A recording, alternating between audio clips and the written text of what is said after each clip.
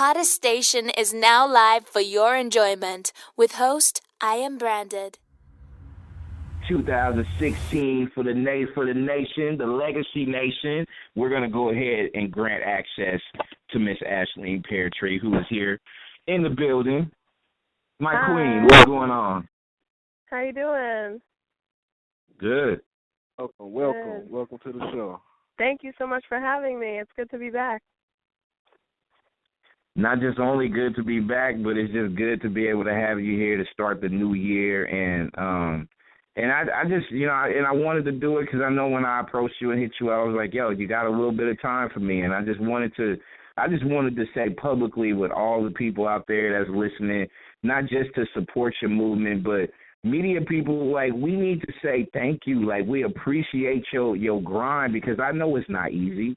You and I, we talk offline. We know what time it is when it goes to the hard work and you got to juggle all kinds of different things. And we just want to publicly put out there that not only do we support you, that we appreciate the work you do.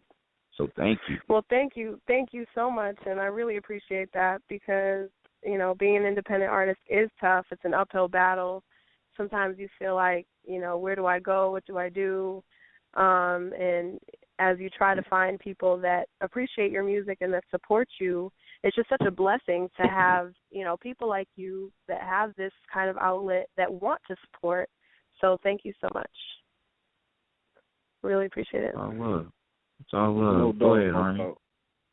Yeah, of course we appreciate artists like you because nowadays, like we don't really get that. You know what I'm saying? It's this and that on the radio. So people who's different and got soul in your voice like you, we gotta appreciate that. You know what I mean? And Thank we you. love different type of music over here on that. We gotta embrace that.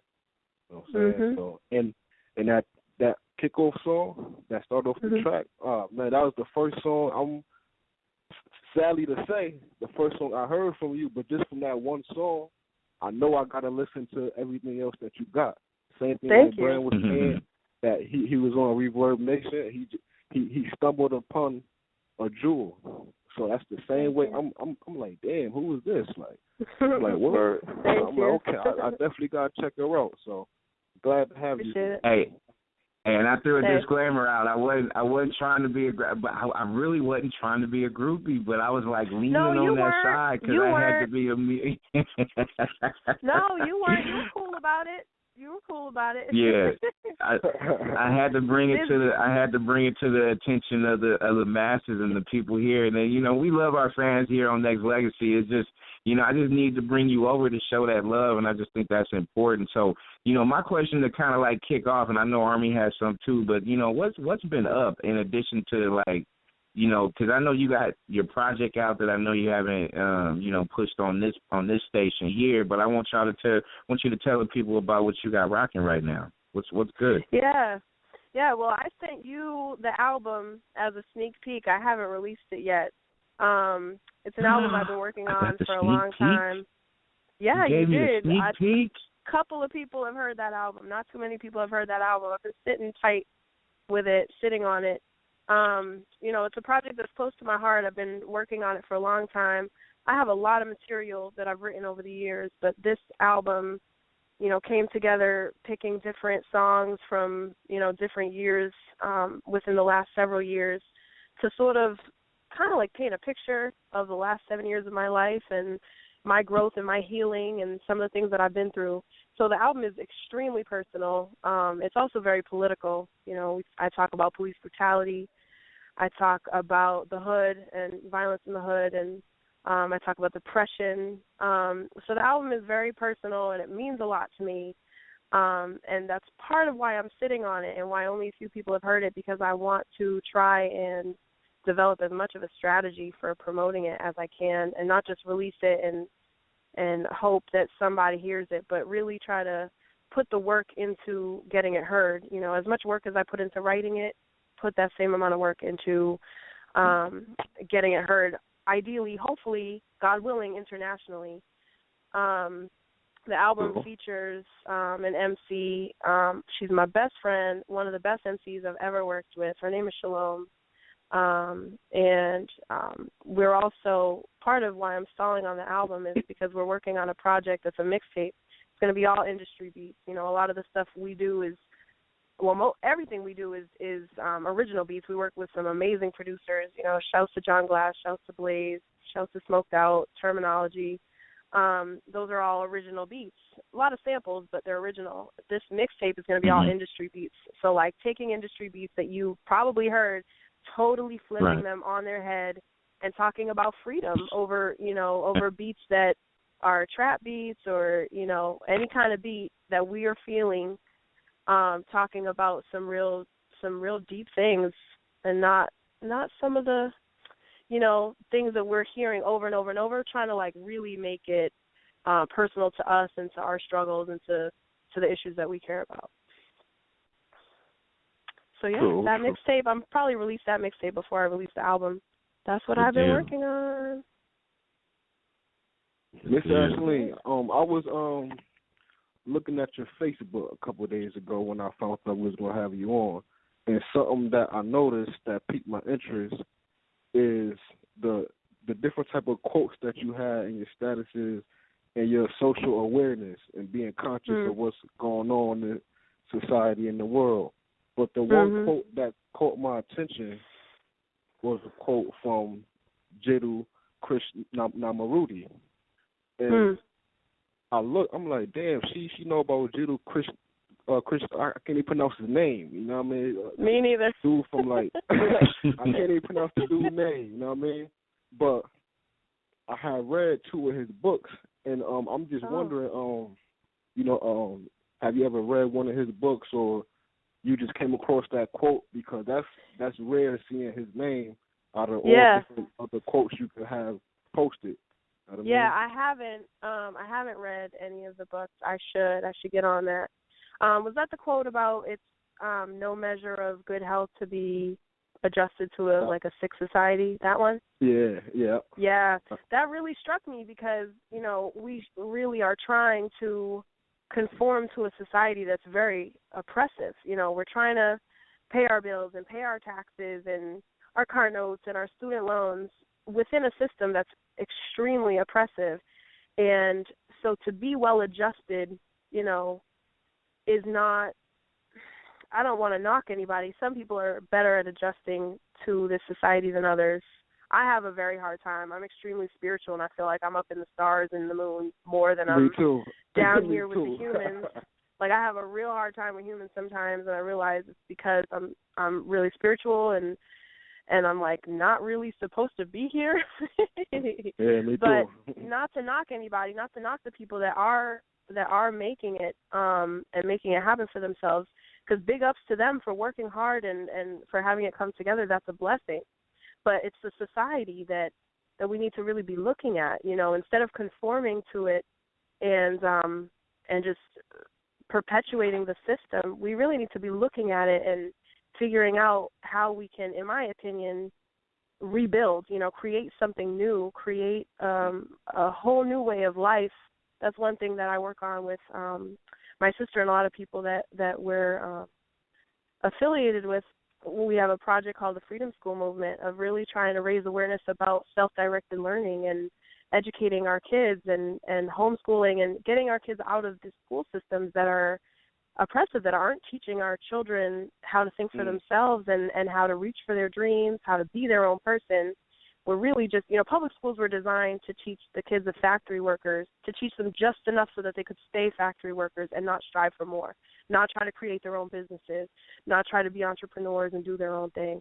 And so we're really trying to inspire people to follow their dreams, follow their passions, get off the grid if that's what they want to do, be self-sufficient, be self-sustainable, because this system doesn't work. It's inherently oppressive. It was, this country in particular, but also obviously globally, was built on slavery and genocide and deep hatred and greed and all things that go completely against the nature of humanity. So why are we trying so hard to keep it going instead of trying to create something new? So very true. Very true. And we have granted legacy access to Miss Ashley and Peartree also brought to you by and sponsored by CBSRadio.com.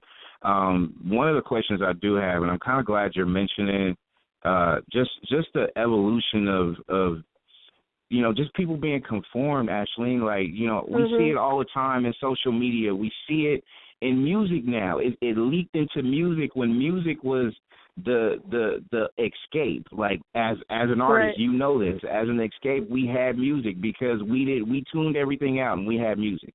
When everything else went wrong, we had music. When everything else went right, we had music. So now we have it to the point where everybody's, looking down their iPhones or they're looking down their iPads and tablets. And, of course, everybody needs to keep tabs on people. But in general, as an artist and you trying to push your line, how does the way that people's perception and appreciation of purchasing music, does that put you in a different kind of lane as far as what you have to look out to? Or do you feel like people don't appreciate the music as they once did? Definitely, as a culture, I don't think we appreciate music the way we once did. A lot of people don't even listen to music. It sounds crazy to me because it's like I live and breathe it. But a lot of people tell me, oh, I don't even listen to music. I'm like, well, what do you do in the car when you're going somewhere? Nothing, This, like, our approach to music different now. It's become American Idol and The Voice. People hear somebody singing, the first thing they say is you should go on American Idol. They don't really think of music in terms of, self-expression and healing, redemption, freedom. They think of it as just another part of the hustle, another part of a business or the industry, and, trying to make it in America and the pop culture way of looking at music instead of the really deep spiritual, in my opinion, the deep spiritual way of looking at music. And we all get caught up in that. It's easy to get caught up in that, and so we have to try to fight it. When it comes to putting out music, it's a struggle, like, as an independent artist, trying to decide, are you going to charge for it? Or are you going to make it free? I think what I'm going to do with this album is put it on Bandcamp, make it free. If people want to donate, thank you so much. If you don't, I'd rather people just hear the music, because trying to make a profit off of what's in your heart and soul, it doesn't really make sense. It's kind of like a contradiction, trying to make money off of your soul. But at the same time, we got to eat, we got to live, and we're trying to make a living off of what we do. So it is a real dilemma. A lot of, my money from music hasn't come from selling music. I haven't sold my music. Just it's been gigs, doing a lot of restaurants and private events, weddings, stuff like that. I've had to really take a step back and look at, what do I want to do with this? Do I want to be doing restaurant gigs, and do I want to be singing covers all the time? I love covers, don't get me wrong. I adore them. Or do I want to be focusing on being a songwriter and really tapping into, like, the self-expression of music? But a lot of people are thinking this way in terms of music, so you're able to reach those people. Social media is great for that. And a lot of people just don't even see music that way. So it's like you're missing out on a whole ton of people. I don't know if that answers your question. It did. It did. But at the same time, it's like I just still feel like there's pockets of us to support each other. Like, I feel like, totally. And I've said this on plenty of shows, like, music should be, like, not just an investment piece, because, as a talented artist like yourself, and there's other talented artists as well, like, you guys make that sacrifice. So it's kind of like, we're investing in, future projects that you might put, because, becoming is deeper than, like, the name fan doesn't really hold weight anymore. Now it's more investors. It's more people that will invest in not just your product, but appreciate and support and follow what you do. It's deeper. To me, it has a deeper meaning now, because now the real ones is going to be like, yo, even though it's free down the street or you offered it free, I'm going to go ahead and invest and purchase it because I support what you do. And I think we need to have not just more shows like that to be able to promote that line, but also people like yourself to just, and just have pure talent. because, in a world where it's just chaotic with people, sitting in their rooms with a laptop and a microphone trying to be able to do something. So it's deeper than just it's the time and the effort and the collaborations that you put together. And I just think that people need to express that more and show that appreciation too. Very good point. I'm trying to preach. I do that from time to time, but over there. I'm trying. I definitely co-sign. Let me see. I would like to know, when did you find out that you wanted to make music and started singing and had a true passion for it? And I would also like to know who some of your favorite artists or singers, because I know growing up, I realized that my mother could sing because she used to always be singing and blasting Mary J. Blige all the time and different type of artists and all that, and she used to be singing. So just who's some of your favorite artists that you look up to, and when did you find out or realize that you had a talent yourself for singing? Yeah. The first time in the studio, things like that. I knew when I was really, really young, when I was really little, and I thank my parents for catching onto it and, nurturing it and putting me in this gospel musical called Black Nativity when I was, I think I was 10 and 11, and I loved it so much. I loved the spirituality of it. I loved the music. I loved the performing, and that was, really when I caught the itch for performing, because you do little things at school, but that was on a bigger scale in a theater, and I was so excited and nervous and just loved it, and it felt very much like I was able to connect the music internally and with God, and it just was very eye-opening for me in terms of the power of music. So I was definitely very, very young, just singing around the house when I was tiny, could barely, say words. And so, like I said, I thank my family for not just being like, stop singing all the damn time, and actually nurturing that. And in terms of artists, there have been so many. I have phases. I think I might have said this to you, Brandon. I have phases where I just will go into certain artists. So when I was younger, it was Otis Redding hard, and I'm still on him. He's the love of my life. I feel like I was born in the wrong time. I'm just so sad I wasn't there to see him live and sing with him. Right. Maybe in the next lifetime. Otis Redding, huge. Aretha, Etta James, Anita Baker. And then also, on the other side of kind of like the singing spectrum, that's real older R&B soul. But I liked a lot of folk singer-songwriters like Fiona Apple and David Gray. And I play a little bit of piano, so I bring some of that into some of my music too. And now Otis Redding is still big. Jasmine Sullivan, I love, love, love, love, love. I feel like I was just telling a friend of mine, I feel like she hasn't necessarily she's known, but she's not a household name. And her voice is just so beautiful. I feel like it does not get much more beautiful than that. It's heavenly. And I've heard ballads, some of her ballads that I don't even think she's released. They're just on YouTube, and I think Monica ended up having them. She probably sold them to Monica.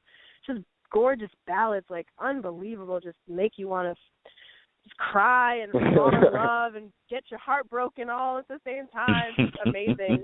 Amazing. Those are my top two at the moment. Donny Hathaway has always been a huge, huge, huge favorite of mine. But at the moment, I would say Otis Redding and Jasmine Sullivan. And old Mariah Carey, all the old ballads by Mariah Carey, before, whenever. All those old songs, all those old beautiful ballads. The classic Mariah, Whitney, the very beginning. That's Whitney crazy that you say Otis Redding, because lately my favorite Otis Redding song is One More Day. And I don't think I know that one. Now, the wild thing about that song, One More Day, is for years my grandfather has been playing that song, and I only knew the first couple notes, but I'm young, I wasn't paying attention. But one day last year, I really sat and listened to that song, and then the next day, I knew all the lyrics to it, singing it. I'm like, damn, my grandfather been singing this song for years, and I learned it in a day because it's that good. Wow, yeah. Crazy. Look up like if you Otis haven't Redding. heard. He's amazing. If you haven't heard My Lover's Prayer, that's my favorite by him right now. Solid. Amazing song. Amazing. Indeed, indeed. Young Army, Iambranded has granted access to Ashley and Peartree right here on Nexxlegacy Radio. And also, and Army, I'm glad you threw that question out there as far as different artists, because I definitely want your opinion on, because I always feel like as artists, we're all in a fraternity, right? We're all supposed to support each other and things like that. And, you know, and we lost someone on New Year's Eve to, you know, we're not sure as far as, you know, how she passed, but Natalie Cole was one of the pioneers and giants of the industry. And what are your thoughts on her as, you know, she's taken from us on this earth, you know, at a young age? I want to still say she was, what, in her 60s or something like that? So, I think she was 65. You know, I think she was still, and, you know, still young to me, you know, and gone so soon. So what are your thoughts on Natalie Cole? I don't know too much of her music, but I really loved that she, like, bonded with her father by way of music, you know, after he had passed, putting out songs with him as duets. It's just such a beautiful thing, such a way to honor your father and bond with him, you know, bond with his spirit. So I don't know too much of her music, I'll admit, but I loved that she did that, and that she continued on his legacy and continued on the tradition of that emotional music and feeling what you're singing. So may she rest in peace. It was very sad because, that is very young. 65 is very young, and it's very sad. Yeah. And knowing her history a little bit, just knowing that she had to fight with drugs and recovering from it, and just, you know, and being able to champion that. And I'm glad you mentioned just her relationship with her father, and that, you know, everybody knows the Unforgettable songs, and, you know, the impact that, you know, her dad had in the industry, and she's had a bigger impact as well. And it's just, you know, acknowledging those, you know, peers and those people that's in the business. I think, you know, you don't get that too much. You always hear it or see it on social media, and they may put a press release out, but, you know, doing certain things out here and having other artists, you know, rally behind, you know, some of the people that was in that pretty did, you know, good work in the industry. I think that's always important. But she was an icon, definitely. Definitely. Yeah, man. Rest in peace to Natalie Cole, because I definitely didn't know about her myself, sad to say. So I got to brush up on my history and check out some of her work. I'm pretty sure she got gems too. You know what I'm saying? Oh, of course. I'm gonna throw a quick thing out there. I know y'all are, you know, not promoting another site, but Match.com. I know a lot of people have heard the commercial, and, you know, they play the music in the background, but that music in the background was a Natalie Cole song, "Everlasting Love." So just FYI, if y'all are checking out TV or something like that, and y'all get those things, y'all can check it out. But, you know, a little piece of history there. But Ashley, when it comes to websites and things like that, can you go ahead and put that out there for some of the people who actually is in need of it right now? There's people out there that want to get to know a little bit more about you. For sure. My website is my full name.com, Ashley and Peartree.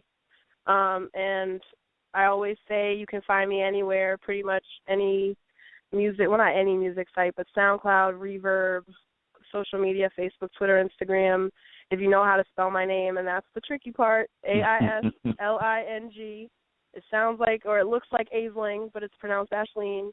And my last name is a little bit easier, Peartree, like a tree that grows pears, Peartree. But if you go to the website, ashleyandpeartree.com, it links you to pretty much everything. The album isn't there yet, but there's a lot of covers on SoundCloud, some live covers, Reverb Nation, where we linked up. And if they're trying to book you, where can they email you? Ashleen.peartree@gmail.com. It's the same, it's on my website. If you go to, like, the contact page on my website, my email's on there. Ashleen.peartree@gmail. Perfect. I'm going to be checking you out. I'm going to definitely be checking you out because, like I said, that opening song, I was feeling that something ridiculous. So I'm a Thank you. Appreciate it. Appreciate it. Well, I've always been a fan of End of Story, and Catch Me Lord, before we let you go, we're going to play that shortly, but in final, I wanted to get you on here just to let you know, not just show our appreciation and things like that, but going forward, we're going to make sure that we, pair you up with, we're going to continue a different kind of, push as far as promoting your music. I don't want to do shows anymore where, I get Ashley on, she's promoting it, we say goodbye, and then we're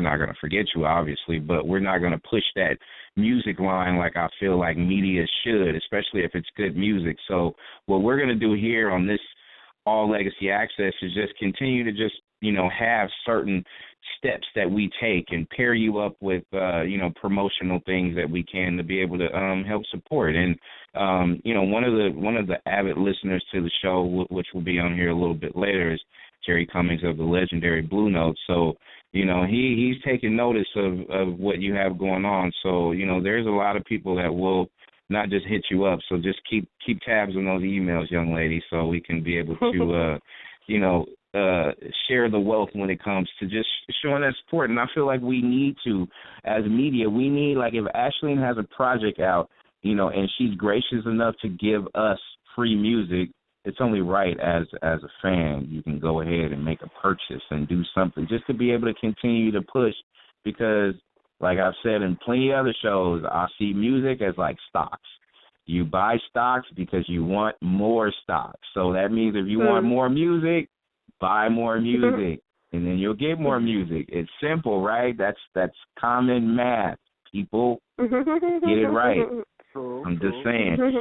But we gotta make sure that we hold you down and support you, and I feel like there's a lot of listeners out there, new listeners who do not know you and just now getting to know you, will definitely go and support you. I will Facebook you and do everything that I can to just be able to just show that love, not just via social media, but just, as a foot soldier to your movement as well. And I think that's important, in the world that we live in, because it's so chaotic, but we can control our chaos right here on Nexxlegacy, though. That's what we do.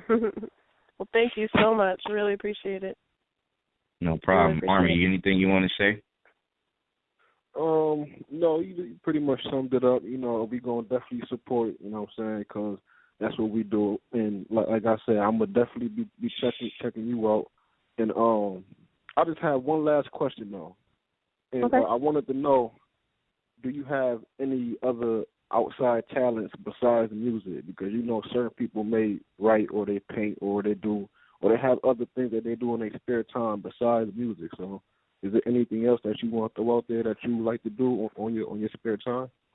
Well, aside from working on the movement, the Freedom School movement, I like to cook. I'm not one of those people I can dance and sing and act.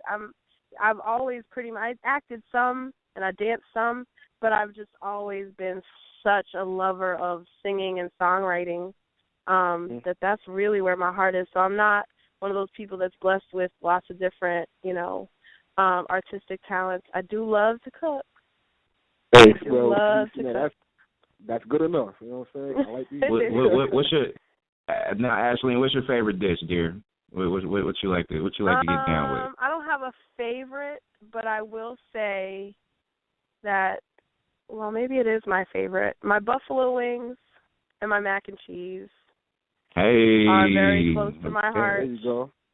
Yes, love. All right, now y'all say she don't have a favorite because, truth be told, like everything she makes is classic. So just keep that in mind. So but Ashley, hey, thank you for stopping by again. I consider you as joined to the hip to this station, because I know anytime that I call on you, I know you're always here to ring the bell and come in and not just promote yourself, but also show us love too. And I love you for that. And we're gonna continue to push that envelope and make sure that people not just know you, but they can get to know you, and we're going to support you 110%. That's what we do. Thank you so much. Really appreciate it. And Happy New Year. Stay blessed. Happy if New you end Year. up playing Catch Me Lord, the MC that is featured, her name is Shalom. She's also amazing. She's also on Facebook, Shalom the Poet. She's incredible. She's on the album, and we're doing the mixtape together, so definitely be on the lookout for her, too. And we have granted access to Miss Ashleen Peartree. Catch Me Lord right here on All Legacy Access. Thank you for listening to the #1 radio station for the people.